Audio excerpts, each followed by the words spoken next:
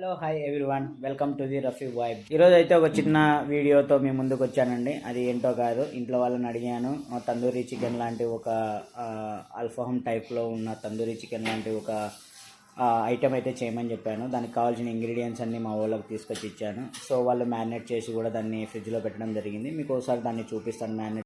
Marinate చేసిన chicken అయితే అద్భుతంగా స్మెల్ వస్తుందండి. చూడాలి, అది కుకింగ్ చేయడం అయితే స్టార్ట్ చేశారు. అది ఎలా ఉంటుందో చూద్దాం. ఇలా ప్యాన్ మీద వేసింది. ఇలా లో ఫ్లేమ్లో ప్యాన్ మీద వేసేసి ఇలాగే కొద్దిసేపు పెట్టుకోవాలి అంట. చూద్దాం.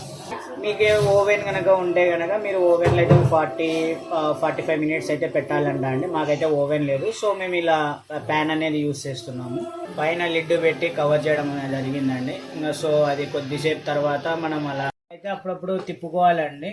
సో మంచిగా నీళ్ళు బాగా ఇమిరిపోయేంత వరకు కూడా మంచి అరోమా అయితే స్టార్ట్ అయింది మంచిగా. సో అప్పుడప్పుడు మనం చూసుకుంటా ఉండాలి ఏదో ఉడికిందా లేదా అని. అప్పుడప్పుడు మనం తిప్పుకోవాలి కూడా. ఇది అయితే ఇలా వచ్చింది ఫ్రెండ్స్.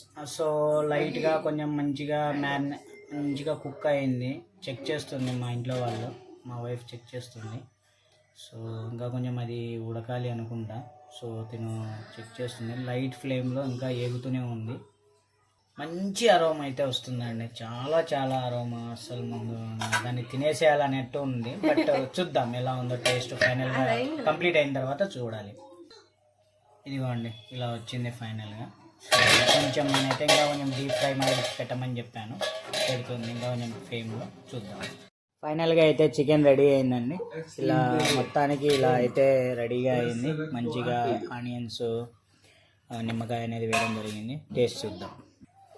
కొంచెం టేస్ట్ అయితే చేస్తున్నానండి.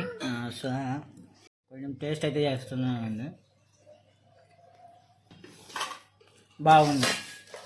ఓకే, మన ఇంట్లో వరకు హోటల్లో చేసుకునే కంటే ఆడబెట్టి 200-300 ఖర్చు కంటే ఇది చాలా బెటరు.